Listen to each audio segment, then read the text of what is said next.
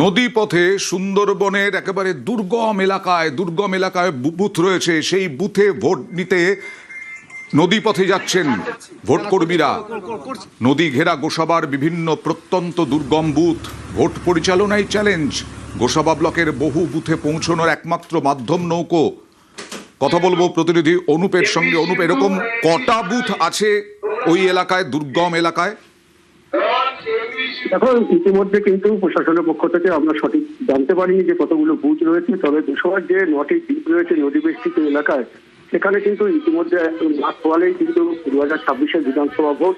সেই বিধানসভা ভোটেই কিন্তু যেসব বুথ কর্মীর মধ্যে বুথে যাবেন যেসব ভোট কর্মীরা, তারা কিন্তু ইতিমধ্যেই সকাল থেকেই গোসাবা ব্লক অফিসের থেকেই কিন্তু তারা কিন্তু ভিভিপ্যাট থেকে শুরু করে বিভিন্ন ভোটের সরঞ্জাম নিয়ে কিন্তু নদী পথে তারা কিন্তু রওনা দিয়েছে।